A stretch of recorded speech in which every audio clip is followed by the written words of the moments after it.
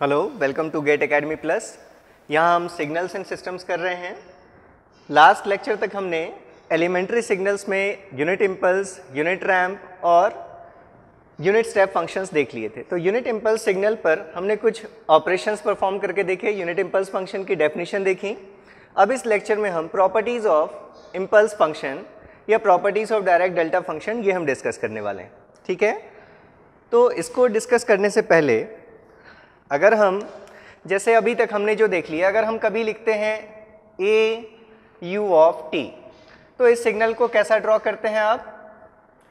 Step function के coefficient में जो भी वैल्यू लिखी हुई है वो इस स्टेप फंक्शन के हाइट को रिप्रेजेंट करती है कि ये स्टेप कितने हाइट का होगा।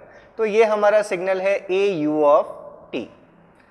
अगर आप रैंप फंक्शन के लिए वैल्यू लिखते हैं कोफिशिएंट, जैसे अगर हमने लिखा ए आर ऑफ टी, तो ये इस रैंप के स्लोप को इंडिकेट करता है। मतलब t इज इक्वल्स टू 1 पर वैल्यू जो होगी वो a होगी, t इज इक्वल्स टू 2 पर value 2a and so on with respect to t।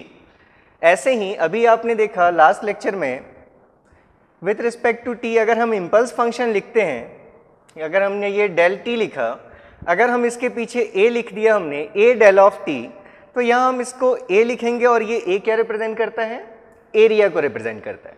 तो इम्पल्स अगर स्टेप फंक्शन का कोफिशिएंट देखें उस स्टेप की हाइट को रिप्रेजेंट करता है, रैंप फंक्शन का कोफिशिएंट उसके स्लोप को रिप्रेजेंट करता है, और इम्पल्स फंक्शन का जो कोफिशिएंट है वो उसके एरिया को रिप्रेजेंट करता है। ठीक है, अब अगर हमने मान लिया ये हमारा कोई फंक्शन ऐसा हमने लिया था, सपोज ये -6 to +4, अगर ये हमारा कोई फंक्शन है x of t with respect to t, अगर इसकी वैल्यू है 4, अगर हम इस सिग्नल का एरिया देखें तो एरिया रेक्टेंगल है, विड्थ इनटू हाइट, विड्थ -6 से लेकर 4 तक, total duration 10 into height, height की वैल्यू है 4, दैट इज इक्वल्स टू 40। अभी इसका एरिया कितना है? 40। अगर हम इस सिग्नल पर टाइम स्केलिंग परफॉर्म करें विथ रिस्पेक्ट टू t, अगर हम x ऑफ 2t फाइंड करना चाहते हैं, तो हमने देखा था x ऑफ अल्फा t जब हम फाइंड करते हैं तो जो भी एग्जिस्टिंग लिमिट्स हैं उन लिमिट्स को बस हमें इस अल्फा से डिवाइड करना होता है।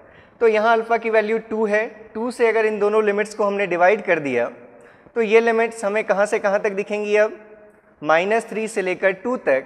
लेकिन टाइम स्केलिंग का कोई भी इफेक्ट एम्पलीट्यूड पर इस स्टेप के वैल्यू पर नहीं होगा। तो ये वैल्यू पहले 4 थी, तो अभी भी ये वैल्यू कितनी है? 4। अब अगर हम इस फंक्शन का एरिया देखें तो इसका एरिया कितना आ रहा है? Width that is -3 to 2 that is 4 into height, height अभी भी कितनी है? 4। मतलब वैल्यू कितनी हो गई अब? एनर्जी एरिया की वैल्यू 20। ठीक है, तो इन दोनों को अगर हम कंपेयर करें तो क्या दिख रहा है हमें? अगर हम टाइम में स्केलिंग करते हैं तो टाइम स्केलिंग का कोई भी इफेक्ट मैग्नीट्यूड पर नहीं होता, लेकिन किस पर होता है? एरिया पर होता है। अगर आप x ऑफ 2t का एरिया देखेंगे तो area of x of 2t, इसको हम ऐसे भी लिख सकते हैं, area of x of alpha t is equals to 1 upon alpha into area of x of t। जो एरिया x ऑफ t का होगा उस एरिया को डिवाइड करना पड़ेगा आपको किससे? जो स्केलिंग फैक्टर आपने यूज किया है टाइम स्केलिंग के लिए। ठीक है, तो स्केलिंग का इफेक्ट किस पर होता है? एरिया पर। हमने ये क्या वैल्यू लिखी है? Mod of alpha. ठीक है, अब जैसे आपने ये स्केलिंग किया, स्केलिंग x ऑफ 2t अगर आपने किया तो यहाँ 2 लिमिट्स थी, तो दोनों लिमिट्स को आपने 2 से डिवाइड कर दिया। ठीक है, तो अब हम इम्पल्स फंक्शन की प्रॉपर्टीज पढ़ने वाले हैं। तो फर्स्ट प्रॉपर्टी है टाइम स्केलिंग प्रॉपर्टी। प्रॉपर्टी कहती है अगर हमें कभी फाइंड करना हो डेल ऑफ अल्फा टी, तो क्या होगा? अब del of alpha t, del of t ऐसा तो कोई फंक्शन है नहीं जो जिसमें 2 लिमिट्स एग्जिस्ट कर रही हैं, जिन 2 लिमिट्स को आप अल्फा से डिवाइड कर दें तो क्या होगा? अभी हमने क्या देखा? जो टाइम स्केलिंग का इफेक्ट होता है वो किस पर होता है? एरिया पर होता है। और एरिया जो x ऑफ अल्फा टी का एरिया होगा वो एरिया क्या होगा? जो प्रीवियसली x ऑफ टी का एरिया था उसको हमें स्केलिंग फैक्टर के मॉड से डिवाइड करना होगा। तो जो इम्पल्स फंक्शन है हमारा, हमने देखा था इम्पल्स फंक्शन, इसको हम इम्पल्स फंक्शन कहते हैं जो t इक्वल्स टू 0 पर एग्जिस्ट करता है और जिसके लिए एरिया की वैल्यू कितनी है 1। तो इसको हमने कहा था ये हमारा इम्पल्स फंक्शन है डेल ऑफ t। तो अगर इस डेल ऑफ अल्फा टी का एरिया देखें तो डेल ऑफ अल्फा टी का क्या एरिया होगा 1 अपॉन मॉड अल्फा इंटू जो पहले इम्पल्स का एरिया था। मतलब यहाँ पर इसको हम कैसे लिख सकते हैं अब, del of alpha t is equals to 1 upon mod alpha into del of t. तो हमने देखा था कि इम्पल्स फंक्शन का जो भी कोफिशिएंट है वो उसके एरिया को रिप्रेजेंट करता है। तो अब ये जो नया फंक्शन बना इसका एरिया कितना दिख रहा है आपको 1 अपॉन मॉड अल्फा। पहले एरिया 1 था, अब वो एरिया क्या हो गया, स्केल्ड हो गया किस फैक्टर से, जो हमारी स्केलिंग फैक्टर की वैल्यू थी अल्फा से। ठीक है, तो अगर आप इसी के नीचे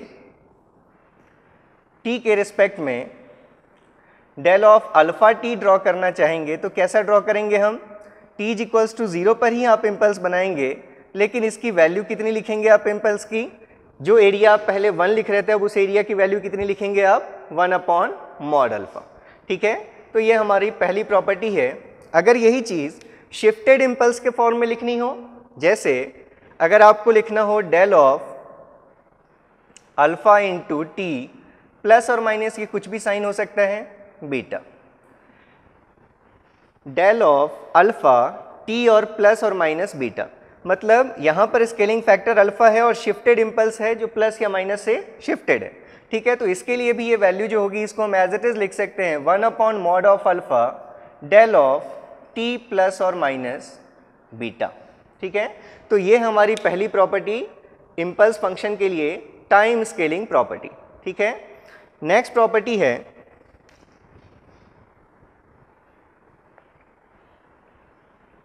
product property of impulse function.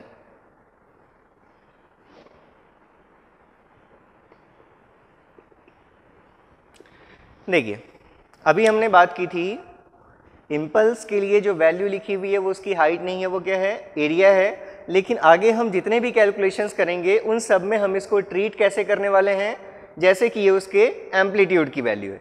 तो अगर मान लीजिए हमारे पास ये कोई भी फंक्शन है, let it is any function x of t with respect to t, और अगर आप इस फंक्शन को मल्टीप्लाई करना चाहते हैं with del of t। Del of t कैसा फंक्शन है, जो एग्जिस्ट करता है कहाँ पर, सिर्फ t इज इक्वल्स टू 0 पर। ठीक है, अगर आप इन दोनों फंक्शंस को मल्टीप्लाई करेंगे तो रिजल्ट क्या होगा, इधर ये फंक्शन नहीं दिख रहा मतलब 0 है, इस तरफ ये फंक्शन आपको नहीं दिख रहा मतलब वैल्यू 0 है। तो जो प्रोडक्ट होगा वो भी लेफ्ट हैंड साइड में भी प्रोडक्ट आपको 0 मिलेगा, यहाँ भी प्रोडक्ट आपको 0 मिलेगा। प्रोडक्ट वहीं एग्जिस्ट करेगा जहाँ पर दोनों ही फंक्शंस हमारे नॉन ज़ीरो हैं। तो अगर इस फंक्शन की वैल्यू को, ये जो x ऑफ t की वैल्यू है t is equals to 0, suppose इस वैल्यू को हमने नाम दिया x of 0। x of 0 is what, value of this signal x of t at t is equals to 0। ये वैल्यू कुछ भी हो सकती है, सपोज ये वैल्यू 4 है, ये वैल्यू जहाँ एग्जिस्ट कर रही है, ये इम्पल्स जहाँ एग्जिस्ट कर रहा है वहाँ इसकी वैल्यू को हम क्या एज्यूम करते हैं, एरिया 1। अगर इसके पीछे कुछ नहीं लिखा तो एरिया की वैल्यू 1। अगर आप इन दोनों फंक्शंस को मल्टीप्लाई करेंगे तो रिजल्ट कहाँ मिलेगा आपको, सिर्फ at t is equals to 0। अगर हम यहाँ प्रोडक्ट ड्रॉ करना चाहते हैं t के रिस्पेक्ट में xt into del of t, तो ये वैल्यू हमें सिर्फ t इज इक्वल्स टू 0 पर ही मिलेगी, और t इज इक्वल्स टू 0 पर प्रोडक्ट क्या होगा, 4 into 1 that is equals to 4।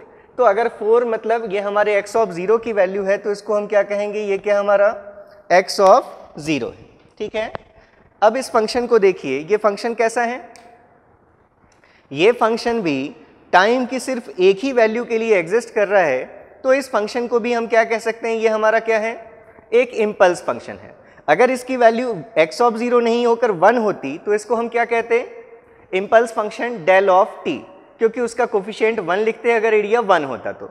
लेकिन इसके एरिया की वैल्यू यहाँ पर कितनी लिखी हुई है, x ऑफ 0, तो इसलिए इस चीज़ को हम और क्या लिख सकते हैं, it is equals to what, ये एक इम्पल्स फंक्शन ही है जो 0 पर एग्जिस्ट कर रहा है, लेकिन इसका एरिया कितना है, x ऑफ 0। ये x ऑफ 0 क्या बता रहा है? Area of impulse. और ये इम्पल्स डेल ऑफ t क्या बता रहा है? कि ये जो इम्पल्स है it is existing at t is equals to 0। ठीक है, तो इसलिए अगर हम कभी ऐसा लिखना चाहें कि x of t into del of t इसकी क्या वैल्यू होगी, तो किसी भी फंक्शन को अगर आप इम्पल्स फंक्शन से मल्टीप्लाई करेंगे तो रिजल्ट भी एक इम्पल्स फंक्शन ही होगा। और वो इम्पल्स फंक्शन भी कहाँ पर होगा? जहाँ ये इम्पल्स है एज इट इज़ वो इम्पल्स आप लिख दीजिए, वही इम्पल्स फंक्शन होगा। लेकिन उस इम्पल्स फंक्शन का एरिया, अब वो एरिया कितना होगा? जितनी इस फंक्शन की वैल्यू है at t is equals to 0। ठीक है, तो यहाँ पर इसलिए हमने क्या लिखा? इसकी वैल्यू को x of 0 into del of t। Result किसी भी फंक्शन का इम्पल्स के साथ प्रोडक्ट करने पर सेम इम्पल्स आएगा, लेकिन अब उसका एरिया क्या होगा? जितनी इस फंक्शन की वैल्यू होगी at t is equals to 0। ऐसे ही अगर हमारे पास ऐसा प्रोडक्ट हो x of t into del of t minus t naught. Suppose ये वही फंक्शन है हमारा x of t with respect to t, और अब हमें इसको प्रोडक्ट करना है del of t minus t naught. सबसे पहले तो हम ये देख लें कि ये फंक्शन कहाँ एग्जिस्ट करेगा। हमने देखा था फंक्शन इम्पल्स कहाँ एग्जिस्ट करता है? जहाँ ब्रैकेट के अंदर की चीज़ क्या हो जाए? 0 हो जाए। तो अगर आप इसको इक्वल्स करेंगे इक्वल टू 0 तो यहाँ से t की वैल्यू मिलेगी आपको t नॉट। मतलब ये फंक्शन t नॉट पर एग्जिस्ट कर रहा है। और एरिया कितना है? इसके पीछे कितना कोफिशिएंट लिखा है? कुछ नहीं है, मतलब 1। तो इसलिए हमने ये फंक्शन कहाँ ड्रॉ किया? At t is equals to t naught, और उस फंक्शन के लिए एरिया की वैल्यू कितनी लिखी हमने? 1। अब अगर आप इन दोनों फंक्शंस को मल्टीप्लाई करेंगे तो फिर से रिजल्ट कहाँ पर डिफाइंड होगा? जहाँ ये फंक्शन आ रहा है, मतलब t नॉट पर। इस जगह पर अगर हमने मान लिया कि इस x ऑफ t की वैल्यू को हम अगर नाम दे रहे हैं कि यहाँ पर x ऑफ t की वैल्यू कितनी है? Value of x of t at t is equals to t naught is x of t naught. तो x of t naught into 1, तो ये जो इन दोनों का प्रोडक्ट होगा, इन दोनों का प्रोडक्ट कहाँ एग्जिस्ट करेगा? जहाँ ये इम्पल्स है, और वैल्यू कितनी होगी? x of t naught into 1 that is equals to x of t naught. तो ये हमारा प्रोडक्ट है x of t into del of t minus t naught. फिर से देखिए ये चीज़ फिर से कहाँ मिल रही है हमें? सिर्फ एक ही इंस्टेंट ऑफ टाइम के लिए मिल रही है, तो इसलिए अपने आप में ये भी क्या है? एक इम्पल्स फंक्शन है। और ये इम्पल्स फंक्शन कहाँ एग्जिस्ट कर रहा है? t is equals to t naught पर। तो इस फंक्शन को भी हम क्या लिख सकते हैं? Del of t minus t naught. Function ऐसा लिखेंगे तभी जब हम इसको इक्वेट करेंगे 0 से, तो हमें t की वैल्यू क्या मिलेगी? T naught. और इस इम्पल्स का एरिया कितना शो किया हमने? x of t naught. इसलिए इसके पीछे हमें क्या लिखना पड़ेगा? x of t naught. तो इसलिए ये जो प्रोडक्ट हमने अभी लिखा x of t into del of t minus t naught, इसकी वैल्यू क्या होगी? जैसे ये इम्पल्स एज इट इज़ आपने पहले लिख दिया, वैसे ही ये इम्पल्स एज इट इज़ लिख दीजिए del of t minus t naught, और इसको इक्वेट कीजिए 0 से। यहाँ से t की जो भी वैल्यू आई, t की वैल्यू क्या मिली आपको? T not. उस t की वैल्यू को इस x के फंक्शन में पुट कर दीजिए, तो वो इस इम्पल्स का आपको एरिया बता देगा। तो x of t into del of t minus t naught is equals to x of t naught into del of t minus t naught. ठीक है, तो ये हमारी सेकंड प्रॉपर्टी थी जिसको हमने कहा प्रोडक्ट प्रॉपर्टी। नेक्स्ट प्रॉपर्टी है जिस पर आपको काफ़ी सारे क्वेश्चंस मिलेंगे अपने यूनिवर्सिटी एग्ज़ाम्स में भी और हर कॉम्पिटिटिव एग्ज़ाम्स में भी। तो थर्ड प्रॉपर्टी है हमारी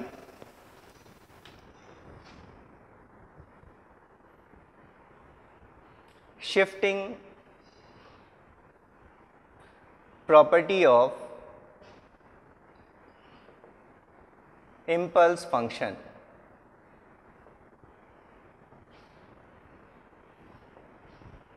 देखिए इम्पल्स फंक्शन को हमने डिफाइन कैसे किया था? Del of t is equals to 1 for t is equals to 0, it is equals to 0 for t is not equals to 0, and area under the curve of del t is always equals to unity, that is जो एरिया होगा impulse function का वो 1 होगा। ठीक है, तो shifting property, अभी जो हमने सेकंड प्रॉपर्टी पढ़ी है ये हमने लिया था x of t into del T.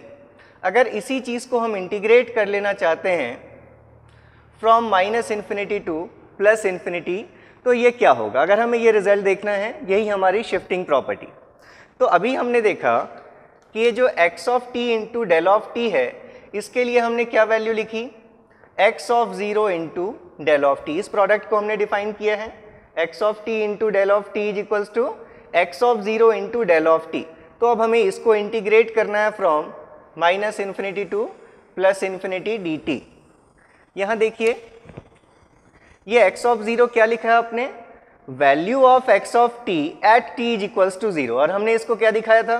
ये कुछ भी वैल्यू हो सकती है, हो सकता है 4 हो सकता है 2 हो सकता है -4 हो, ये कुछ भी वैल्यू हो सकती है, लेकिन ये वैल्यू जो भी होगी ये कांस्टेंट वैल्यू होगी। ठीक है, तो मतलब हमारा x ऑफ 0 जो है वो एक कांस्टेंट क्वांटिटी है। तो अगर x ऑफ 0 कांस्टेंट है तो हम इसको इंटीग्रेशन के बाहर लिख सकते हैं। तो अगर हमने इस x ऑफ 0 को इंटीग्रेशन के बाहर लिख लिया तो अब हमारा इंटीग्रेशन क्या बचा?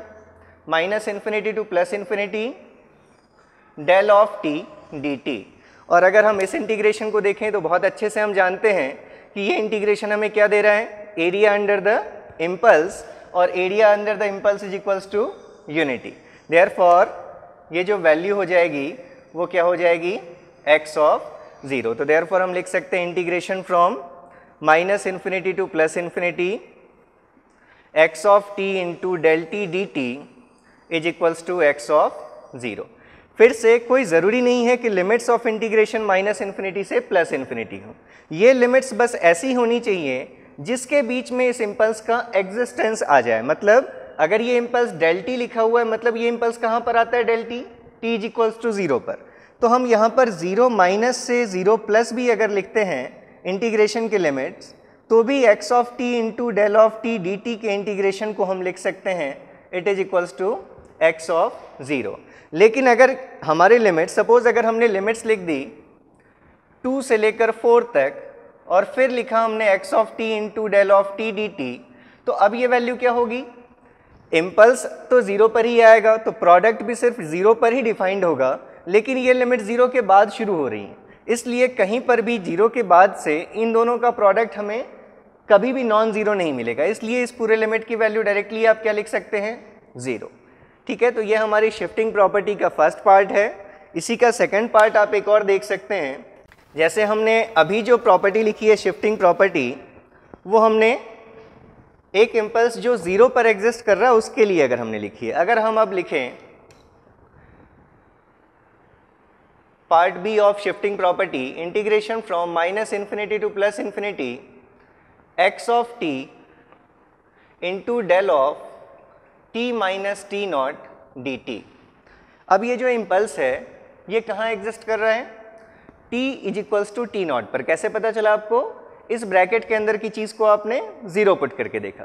फिर से देखिए, अगर ये इंटीग्रेशन ना हो तो सिर्फ इतने का रिजल्ट हम ऑलरेडी डिराइव कर चुके हैं कि ये जो वैल्यू होगी इसको हम क्या लिख सकते हैं?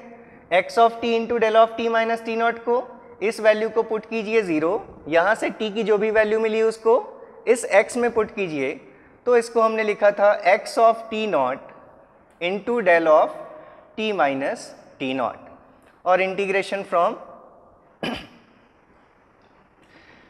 फिर से ये जो x ऑफ t नॉट है, ये x ऑफ t नॉट क्या है? एक कांस्टेंट वैल्यू है। x of t naught, value of x of t at t is equals to t naught, ये कोई कांस्टेंट वैल्यू होगी।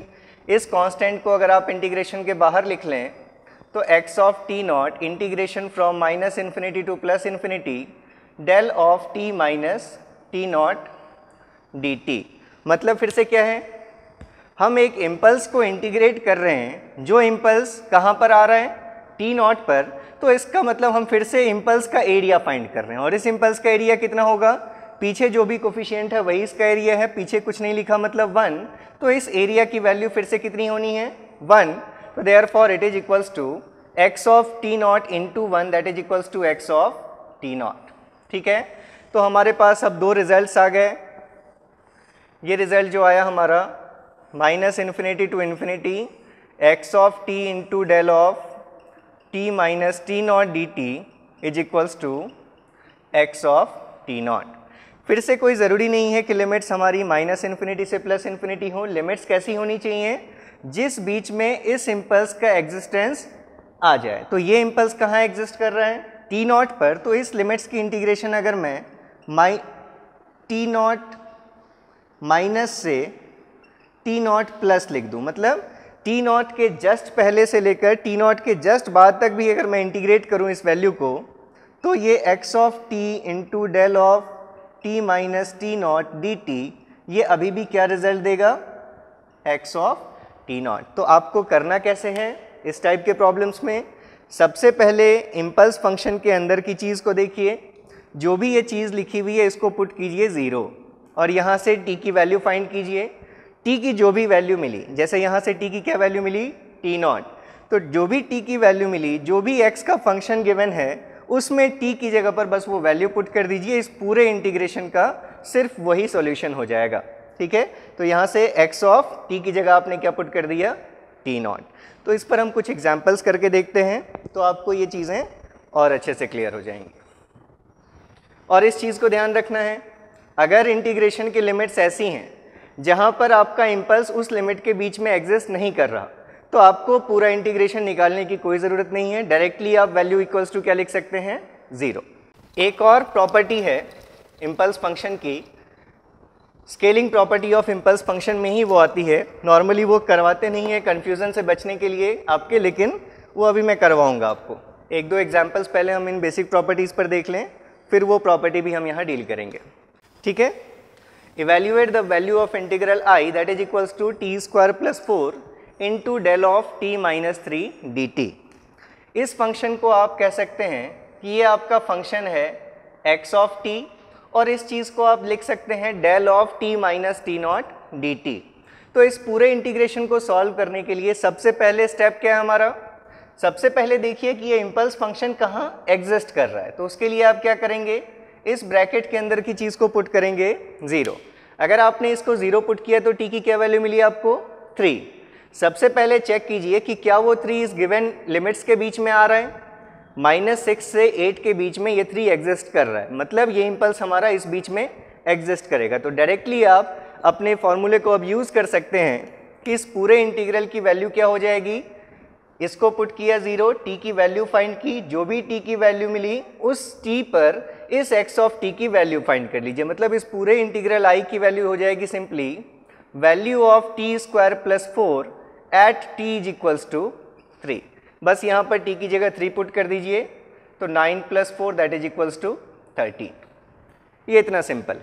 जैसे अगर मान लीजिए हमारे पास हो i is equals to integration from -π to π cos square t into del of t minus π/4 dt। फिर से वही स्टेप, सबसे पहले क्या देखना है आपको, इम्पल्स कहाँ एग्जिस्ट कर रहा है, कहाँ इम्पल्स एग्जिस्ट कर रहा है। इसको 0 अगर आपने पुट किया तो t की क्या वैल्यू मिली आपको, π/4। अब देखिए क्या वो π/4 इस गिवन लिमिट्स के बीच में एग्जिस्ट कर रहा है, एग्जिस्ट कर रहा है, तो इस पूरे इंटीग्रल i की वैल्यू क्या हो जाएगी, जो इस गिवन फंक्शन, इसको हम क्या कह सकते हैं, ये हमारा फंक्शन है कोई भी x ऑफ t, तो इस पूरे इंटीग्रल की वैल्यू हो जाएगी इस cos स्क्वायर t की value at t is equals to π/4। तो अगर हम इसको पुट करेंगे तो ये वैल्यू हो गई cos π/4 का whole square, cos π/4 is cos 45 1/√2, 1/√2 का square that is equals to 1/2। ठीक है, अब जैसे अगर होता integration from -3 to 4 t cube plus 5 into del of t minus 6 dt, ये वैल्यू क्या होती, जैसे ही आपने इसको पुट किया 0, t की वैल्यू क्या मिली आपको, 6, मतलब इम्पल्स एग्जिस्ट करेगा at t is equals to 6। लेकिन जो गिवन लिमिट्स हैं वो कहाँ से कहाँ तक हैं, -3 to 4 ओनली। तो मतलब हमारा जो इम्पल्स है वो इस लिमिट के बाहर एग्जिस्ट कर रहा है। तो इस पूरे इंटीग्रल की वैल्यू को आपको इवैल्यूएट करने की ज़रूरत नहीं है, क्या लिख सकते हैं आप, 0। अगर ऐसी वैल्यू हो integration t minus 2 into del of 2t minus 4 dt from -6 to +5। ठीक है, अगर ये हमारे i की वैल्यू है, इस इंटीग्रेशन को आपको इवेल्युएट करना है। तो देखिए सबसे पहले यहाँ क्या दिख रहा है, डेल ऑफ 2t। हमने जितनी भी प्रॉपर्टीज़ पढ़ी हैं ये, इन प्रॉपर्टीज़ में कहीं भी इम्पल्स फंक्शन में t पर स्केलिंग नहीं है। ठीक है, तो अगर हमारे पास कोई स्केलिंग आ रही है इंटीग्रल में, तो पहले हमें इस स्केलिंग को हटाना होगा, तभी हम अपने उन फॉर्मूले को जो शिफ्टिंग प्रॉपर्टी है उसको यूज़ कर सकते हैं। और स्केलिंग हटाने के लिए हमें यूज़ करना है टाइम स्केलिंग प्रॉपर्टी। ठीक है, तो टाइम स्केलिंग प्रॉपर्टी क्या कहती है, x of alpha t is equals to 1 upon mod alpha x of del of t del of alpha into t plus minus beta is equals to this. तो यहाँ से अगर हम पहले सिर्फ इस वैल्यू को देखें, डेल ऑफ 2t माइनस 4, तो इसको हम ऐसे भी लिख सकते हैं, डेल ऑफ, अगर हमने 2 कॉमन कर लिया तो t माइनस 2। तो अब हम इसको कंपेयर कर सकते हैं किससे, del of alpha into t minus beta. तो यहाँ से अल्फा की वैल्यू कितनी दिख रही है, 2। मतलब इस चीज़ को हम लिख सकते हैं 1 upon mod alpha, that is 1 upon 2 into del of t minus beta, that is t minus 2।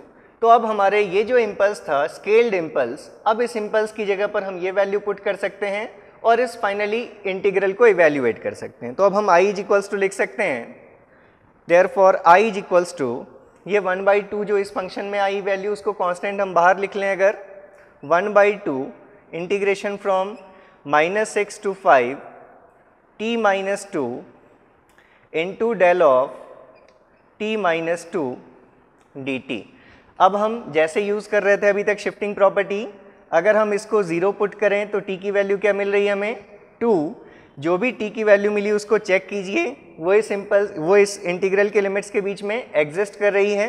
तो देयरफॉर इस पूरे इंटीग्रल की वैल्यू ये 1/2 तो बाहर कांस्टेंट है, इनटू इस t माइनस 2 फंक्शन की वैल्यू कहाँ पर, at t is equals to 2। तो अगर आप यहाँ पर t की जगह 2 पुट करेंगे तो 2 minus 2 that is 0 and 0 upon 2 again it is equals to 0। तो इस टाइप से आप फंक्शंस को सॉल्व कर सकते हैं। ठीक है, तो इस पर आप कुछ बेसिक एग्जांपल्स करके देखिए, अगर आप कंफर्टेबल फील करेंगे तो नेक्स्ट क्लास में इस पर हम कुछ और क्वेश्चंस करने के बाद फिर हम अपने और दूसरे सिग्नल्स जैसे कॉम्प्लेक्स एक्सपोनेंशियल सिग्नल्स, जैसे आज हमने गॉसियन कर्व लिया था, वो गॉसियन कर्व के लिए देखेंगे, और उसके बाद और एक्सपोनेंशियल सिग्नल्स, इन सबको करने के बाद फिर हम क्लासिफिकेशन ऑफ सिग्नल्स में जाएंगे, जिसमें हम अलग अलग बेसिस पर सिग्नल्स को क्लासीफाई करेंगे, जैसे even and odd signals, periodic aperiodic signals and so on. तो आप ये कमेंट्स में लिखते रहिए कि आपको कौन सी चीज़ें क्लियर नहीं हो रही, क्योंकि वो सबसे इंपॉर्टेंट है कि आपकी हर एक चीज़, क्योंकि ये बेसिक्स हैं, ये चीज़ें हमें आगे हर जगह यूज़ करनी है। इम्पल्स फंक्शन ऐसा नेक्स्ट 1-2 क्लासेस के बाद ऐसा कोई चैप्टर नहीं होगा जहां आप इस इम्पल्स फंक्शन की एक बार बात ना करें। ठीक है, तो इतना आपको इस फंक्शन को इंपॉर्टेंस देना है, इसको इतने अच्छे से समझना है, और अगर कोई प्रॉब्लम आती है तो बिल्कुल कमेंट करना है। ठीक है, थैंक यू सो मच।